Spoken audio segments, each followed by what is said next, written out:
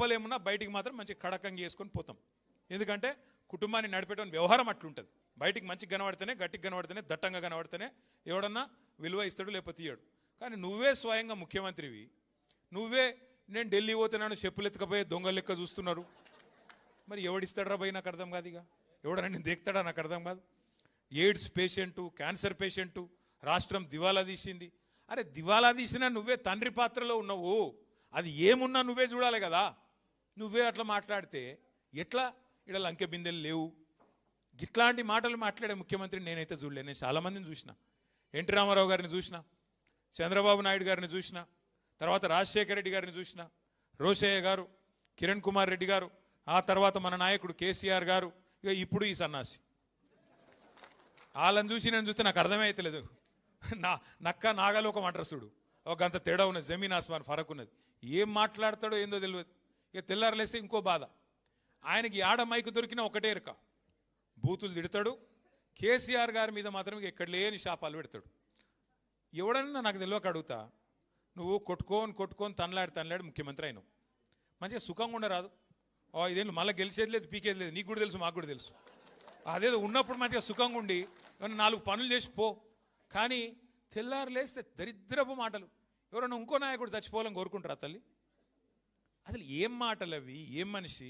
అందుకే ఈయన మీద ఇవాళ ఈ రాష్ట్రంలో కార్మిక లోకానికే కాదు అందరికీ కూడా ఇవాళ విశ్వాసం పోయింది. కార్మికులకు నిజంగా కూడా కాంగ్రెస్ పార్టీకి కార్మికులు అంటే లెక్క లేదు. మీరు చూడండి, సిగాచి కంపెనీలో ఏం చెప్పారు, ఇవాళ ఏం చేస్తున్నారు చూడండి. ఆటో అన్నలకు ఏం చెప్పినారు?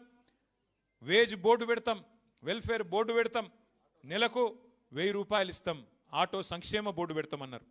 కానీ మీకు ఒక చిన్న ముచ్చట చెప్తాను.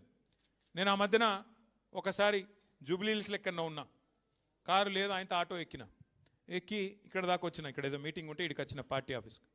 ఏం పేరు తమ్మి నీ పేరని అడిగిన. ఆయన నడిపేట ఆయన పేరు, ఆ తమ్ముడు పేరు మసరత్ అలీ ఆ తమ్ముడు పేరు. ఏ ఊరు తమ్మి? అజా ఈయనే ఉన్నావా? కూసో కూసో కూసో కూసో కూసో కూసో ఆయనకు నీ కథనే చెప్తున్నా, కూసో. ఇగో ఈ తమ్ముడే. అయితే ఏ ఊరు తమ్మి, ఏం సంగతి అంటే, అన్న నాది సంగారెడ్డి జిల్లా, నేను ఇక్కడనే వచ్చి సెటిల్ అయినా అన్నాడు. సరే సంతోషం. మరి ఏం సంగతి, ఎట్లా నడుస్తుంది దాంట్లో? ఏమున్నదన్నా? ఏం లేదు, అంత ఆగమైపోయింది. ఇదివరకు నేను రోజుకు 2000 సంపాదించుకొని ఇప్పుడు కనీసం 500-600 లేదు, ఆటో కిరాయి వెళ్తలేదు, ఏం లేదు. అచ్చా అట్లనా అంటే ఇక హైలైట్ ముచ్చట చెప్తా. ఇక తమ్ముడు ఏం చెప్పిండంటే, ఇదే తమ్ముని ఆటో ఈయనదే రాహుల్ గాంధీ గారు ఎక్కిండు ఎలక్షన్ ముందు. ఏది, ఈయనకు 2 ఆటోలు ఉండే ఎలక్షన్ల ముందు, కాంగ్రెస్ గవర్నమెంట్ రాకముందు. ఇప్పుడు ఏం దొరికేనా, 2 ఆటోలు అమ్ముకున్నాడు, ఇప్పుడు కిరాయి ఆటో నడుపుకుంటున్నాడు. కొన్ని లెగ్గులు అట్లుంటాయి. నీ లెగ్గుని ఆటోలో పెట్టిండు, ఆటో కూడా నాశనం అయింది. ఇక అట్లా ఈ కాంగ్రెస్ లెగ్గు పెట్టింది, రాష్ట్రమే నాశనం చేసి ఆఖరికి మా మసరత్ అలీ ఆటోలు కూడా ఆగం చేశారు. ఈ పరిస్థితి ఇవాళ ఆటో వర్కర్లు, ఆటో తమ్ముళ్ళు 6.5-7 లక్షల మంది ఉంటారు రాష్ట్రంలో. వాళ్ళందరూ బతుకుని ఆగం చేశారు. ఇంకోటి మీదికెళ్ళేంది, మనం ఫ్రీ బస్సునేం అద్దంటలేము. నువ్వు పెట్టు, ఫ్రీ బస్సు పెట్టు, ఇంకా ఎక్కువ పెట్టు బస్సులు, నేను అద్దంటలేను. కానీ వీళ్ళ పొట్టగొట్టుడు ఏంది నాకు అర్థం కాదు. వాళ్ళకి ఏం మాటలు ఇచ్చినావో నిలబెట్టు. నెలకు 1000 అంటివి, ఇంకేదో చెప్తా అంటివి, ఇంకేదో చెప్తివి. ఆఖరికి వాళ్ళు ఉన్న ప్రమాద బీమా కూడా తీసేస్తావు కదా. కేసీఆర్ గవర్నమెంట్లో ఆటో డ్రైవర్లకు, అసంఘటిత రంగంలో ఉండే డ్రైవర్లు దగ్గర 18 లక్షల మందికి ఎవరన్నా చచ్చిపోతే వాళ్ళ కుటుంబం రోడ్డు మీద పడద్దని 5 లక్షల బీమా పెట్టిండు కేసీఆర్ సార్. ఇలా దాన్ని కూడా తీసి పారేసిండు. గదేమన్నది నిన్ను అంటే, ఇక కేసీఆర్ ఏం పెట్టినా తీసేయాలి, గంతే. ఏం కట్టినా గూలగొట్టాలి, ఏం పెట్టినా తీసేయాలి. ఒక్కసారి మీరు ఆలోచన చేయండి. కేసీఆర్ గారు ఆ రోజు భవన నిర్మాణ కార్మికుల సంక్షేమ బోర్డు, లేబర్ వెల్ఫేర్ బోర్డు, 27 లక్షల మంది కార్మికుల కోసం సంక్షేమ కార్యక్రమాలు చేసిండు కేసీఆర్ గారు. ప్రమాద బీమా, వైద్యం, వివాహ కానుక, ప్రసూతి కానుకలు. కేసీఆర్ కిట్ యాదుకుందా అమ్మ? కేసీఆర్ కిట్ అంటే ఏమిటిది? అదేమన్నా కేసీఆర్ ఇంట్లో ఇచ్చుకునేటిదా? ఎవరన్నా ఆడపిల్ల పెళ్లి చేసుకుంటే 1,00,000 రూపాయలు మేనమామ లెక్క కళ్యాణ లక్ష్మి కింద ఇచ్చిండు. దానికి వీళ్ళు కొండంత రాగం తీసిండ్రు. 1,00,000 రూపాయలు ఏం సరిపోతే మేము తులం బంగారం ఇస్తామని. మరి ఇలా బంగారం దుకాణం ఉద్ధరిస్తలేడా? ఎందుకు ఇస్తలేవు మరి బంగారం? తులం బంగారం ఏడవా? బంగారం కాదు, నేను ముందే చెప్పిన, వీళ్ళు మెడల పుస్తల తాడెత్తుకపోయే దొంగలు, వీళ్ళు మంచోళ్ళు కాదని చెప్పిన. మీరు కొంతమంది నమ్మిరు, కొంతమంది నమ్మలే.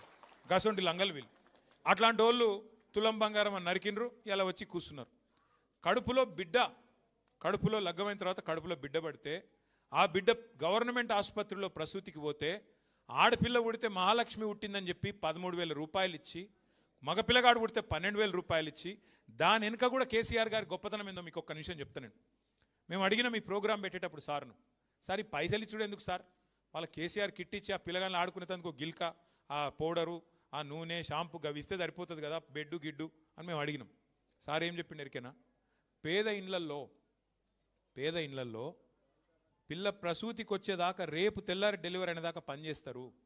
దిక్కు లేక పైసలు లేక ఆమె పని చేయకపోతే కుటుంబం నడవక ఆగమవుతారు. ఆ పిల్ల పని చేసుకుంటూ పోతే బిడ్డ ఆరోగ్యం దెబ్బతింటుంది, తల్లి ఆరోగ్యం దెబ్బతింటుంది. అందుకే మాతా శిశు మరణాలు పెరుగుతాయి. ఆ 6 నెలలు పని చేయకుండా నెలకు కనీసం 2,000 రూపాయల చొప్పున ప్రసూతికి ముందు ప్రసూతి తర్వాత దానికోసం పైసలు ఇస్తున్నా అని చెప్పిండు. గింత ఆలోచన చేసిన ముఖ్యమంత్రి ఎవడని ఉన్నాడా భారతదేశంలో? 12,000 13,000 అంటే ఏదేదో మీ ఓట్ల కోసమో దానికోసమో ఎలక్షన్లో పెట్టించినవి కావు. కేవలం ఆడపిల్లల మీద గౌరవం, శ్రమజీవుల మీద ఉండే గౌరవంతో కేసీఆర్ గారు అన్నాడు మీరు ఇబ్బంది పడద్దు, ఆ పిల్ల తల్లి ఇబ్బంది పడద్దు అని చెప్పి ఆ ప్రోగ్రాం పెట్టిండు. ఇలా దాన్ని కూడా తీసేసిండు. పేరు మార్చుకొని నేను అద్దనన్నా, కేసీఆర్ కిట్ కాకపోతే రాహుల్ గాంధీ కిట్ అని పెట్టుకుని అద్దనన్నా, పెట్టు అది పెట్టరా అయ్యా అంటే అది పెట్టడట, అది తీసేస్తాడు. పేరు మారు, అన్ని మారుస్తూనే ఉన్నావు కదా, ఇది కూడా మారు. ఇందిరమ్మదో లేకపోతే సోనియమ్మదో రాహుల్ అయ్యేదో ఇంకెవరిదో పెట్టుకో పేరు, మేము అద్దంటలేం కదా, గది కూడా తీసేసిండు. అట్లాగే మీరు ఆలోచన చేయండి. ఇన్సూరెన్స్, ఆటో డ్రైవర్ల ఇన్సూరెన్సు, డ్రైవర్ల ఇన్సూరెన్స్ గది తీసే అవసరం ఏముండే? అది కూడా తీసి రెన్యువల్ లేకుండా వాళ్ళని నాశనం చేసిండు. రవాణా రంగంలో, రవాణేతర రంగంలో హోంగార్డులకు 5 లక్షల ప్రమాద బీమా కేసీఆర్ గారు ఇస్తే అది కూడా తీసేసిండు. గీత కార్మికులకు, నేత కార్మికులకు కేసీఆర్ గారు 6 లక్షల ప్రమాద బీమా కల్పించారు. ఇక మా శ్రీనివాస్ గౌడ్ అని ఇక్కడే ఉన్నాడు. ఆనాడు ఎక్సైజ్ మినిస్టర్గా శ్రీనివాస్ గౌడ్ గారు అడిగితే గీత కార్మికులందరికీ 6 లక్షల ప్రమాద బీమా చేసినాం. నేతన్నలకు, గీతన్నలకు 200 రూపాయలు ఉన్న పెన్షన్ 2,000 చేసుకున్నాం. నాయి బ్రాహ్మణులకు, సెలూన్లకు, అట్లాగే మా రజక సోదరుల దోబి ఘాట్లకు 250 యూనిట్ల దాకా ఫ్రీ కరెంటు వాళ్ళకు కూడా అందజేసినాం. దేశంలో మీరు ఒక్కటి గుర్తుపెట్టుకోండి, ఎర్ర జెండా పార్టీలు కూడా చాలా ఉన్నాయి. త్రిపురలో, కేరళలో ఇంకా చాలా చోట్ల గవర్నమెంట్కి వచ్చిండ్రు. కానీ ఏ ఎర్ర జెండా పార్టీ కూడా బీడీ కార్మికురాళ్ళైన మా ఆడబిడ్డలకు పెన్షన్ ఇచ్చినోడు ఎవడు లేడు. కేవలం ఒకే ఒక నాయకుడు 4.5 లక్షల మంది బీడీ కార్మికులకు పెన్షన్లు ఇచ్చిన నాయకుడు, 2,000 రూపాయల నెలకు అందించిన నాయకుడు కేసీఆర్. ఎవరు దరఖాస్తు పెట్టలే, దండం పెట్టలే, ఓట్ల కోసం అబద్ధాలు చెప్పలే. కానీ ఆడబిడ్డలు వాళ్ళ ఆరోగ్యం ఖరాబ్ చేసుకుంటూ మరి కుటుంబాన్ని నడుపుతున్నారన్న ఉద్దేశంతో బీడీ కార్మికురాలకు కూడా పెన్షన్ ఇచ్చిన నాయకుడు కేసీఆర్ గారు. 16 రాష్ట్రాల్లో బీడీ కార్మికులు ఉన్నారు, కానీ ఏ రాష్ట్రంలో 2,000 రూపాయల పెన్షన్ లేదు కేసీఆర్ గారు ఇచ్చినట్టు. అట్లాగే రెక్కలు ముక్కలు చేసుకునే మా కార్మిక సోదరులందరికీ ఏదో రకంగా న్యాయం చేసే ప్రయత్నం చేసినాం. మా నేత కార్మికులు, నాది సిరిసిల్ల నియోజకవర్గం, అక్కడ నేతన్నలు ఒక దశలో మన ప్రభుత్వం రాకముందు వారంలో 9 మంది చచ్చిపోయిన పరిస్థితి, ఆత్మహత్యలు చేసుకున్నారు. వాళ్ళందరినీ ఆ సాలెల మగ్గం సడుగులిర